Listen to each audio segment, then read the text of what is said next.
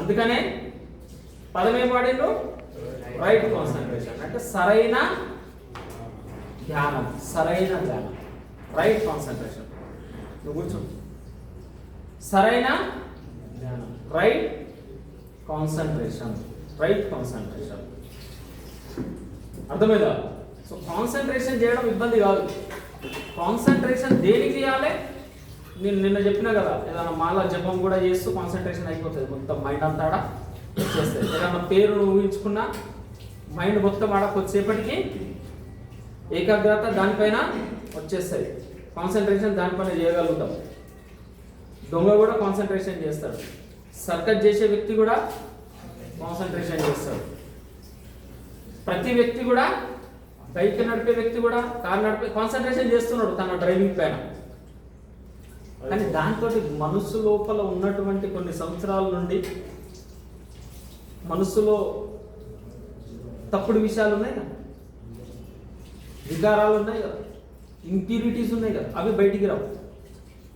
లోపల ఉన్న, నిన్న చెప్పినా కదా, ఇట్లా కోస్తే చీమ ఏమవుతుంది, ఫర్ ఎగ్జాంపుల్ మీకు అపెండిక్స్ అయింది, అలాగే ఉంచుకున్నారు అంటే ఏమైతుంది, బస్ట్ అయింది, ఏమైతుంది, పలిగిపోతుంది. పలిగిపోతే ఏమైతుంది, చీమ తయారైతే, చీమ తయారైతే ఏమైతుంది, బ్రెయిన్కి చేరుకుంటే దాంతో ఏమవుతుంది, దాంతో ఏమవుతుంది. సో దాన్ని చేయాలంటే ఏం చేయాలి, ఆపరేషన్ చేయాలి. దాన్ని చేయాలంటే కొయ్యాలి. కొయ్యడం మంచిదా? కానీ కొయ్యకపోతే ఇంకా చెడైతే ఏమైతే, ఆపరేషన్ చేయకపోతే ఇంకా నష్టం అవుతుంది, ప్రాణాలు కోల్పోయే అవకాశం ఉంటుంది. కాబట్టి ఖచ్చితంగా ఆపరేషన్ చేయాల్సింది. అలాగనే మైండ్ ఆపరేషన్ ఎట్లా చేస్తారు, రెండు వేరు కదా, మైండ్ అండ్ బాడీ. ఇదైతే బాడీ ఆపరేషన్ జరుగుతున్నది, అపెండిక్స్ తీసేస్తున్నారు, స్టోన్స్ తీసేస్తున్నారు, బ్రెయిన్లో గడ్డగట్టింది, ఏదన్నా ట్యూమర్ తయారైంది దాన్ని తీసేస్తున్నాం, లోపల పేగులు తయారైంది దాన్ని తీసేస్తున్నాం, కిడ్నీ ఖరాబ్ అయింది దాన్ని తీసేస్తున్నాం, చేతి ఫ్రాక్చర్ అయింది దాన్ని రిపేర్ చేస్తున్నాం, అన్నీ చేస్తున్నాం. శరీరం ఆపరేషన్ చేస్తున్నాం, మైండ్ ఆపరేషన్ ఇంపార్టెంట్.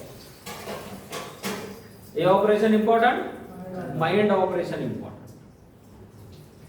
ఇవన్నీ ఎన్ని ఆపరేషన్ చేసినా వికారాలు బయటికి పోతాయా?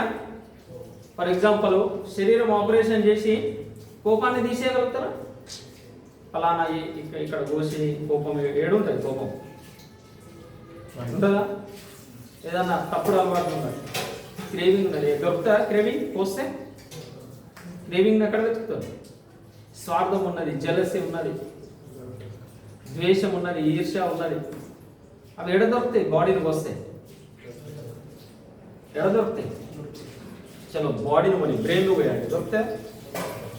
బ్రెయిన్ ఆపరేషన్ చేస్తారు కదా, ఏదన్నా ట్యూమర్ ఉంటే, లేకపోతే బ్లీడ్ అయితే, లేకపోతే ఏదన్నా ప్రాబ్లం అయితే బ్రెయిన్ ఆపరేషన్ చేస్తారు కదా, దీన్ని సెపరేట్ చేసి లోపల ఆపరేషన్. అట్లా ఏమైనా తీయవచ్చా? ఎంజైటీని, ఫ్రస్ట్రేషన్ను, కోపాన్ని, ద్వేషంను, ఈర్ష్యను, జెలసిని, హెట్రేట్ను తీయచ్చా? ఏదన్నా భాగంలో దొరుకుతుంది అది? అర్థమైందా? So mind operation is important. Body operation ఇవాళ రేపు రోబో కూడా చేసేస్తాయి.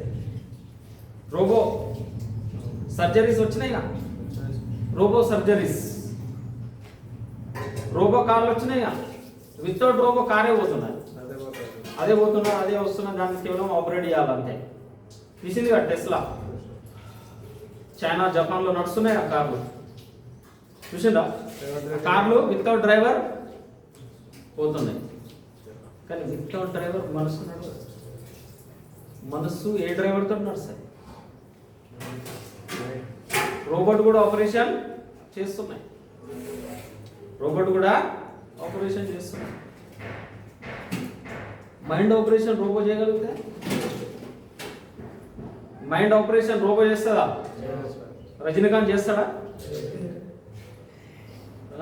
రోబో పార్ట్ 1 పార్ట్ 2 తీసేదిగా, ఏమన్నా చేయగలుగుతాడా? రోబో మైండ్ ఆపరేషన్ చేయలేదు.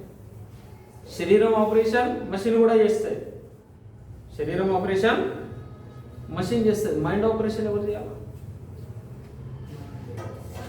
అది ఇంపార్టెంట్. అది ఇంపార్టెంట్.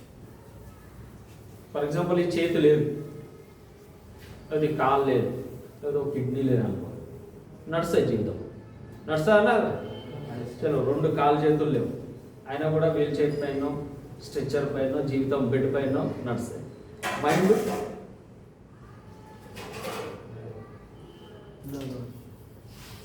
ఇవి లేకున్నా మైండ్, ఫర్ ఎగ్జాంపుల్ మైండ్ లేదు, శరీరం ఉన్నది, ఏమైంది? లేనట్టేగా. సో శరీరం ఆపరేషన్ మైండ్ ఆపరేషన్ కంటే చాలా రేట్లు ఈజీ, సులభం. అర్థమైందా? బ్రెయిన్ ఆపరేషన్ కూడా easy, mind operation difficult.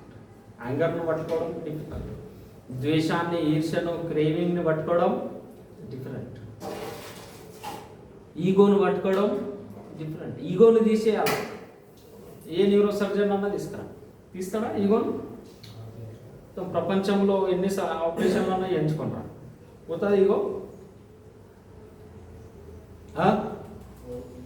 Operation చేసి ఈగోని తీయచ్చా? అహంకారాన్ని తీయచ్చా విత్ ఆపరేషన్? Not possible. క్రేవింగ్ని తీసేది ఉంటే మీరు ఆపరేషన్లు చేసుకుంటారుగా.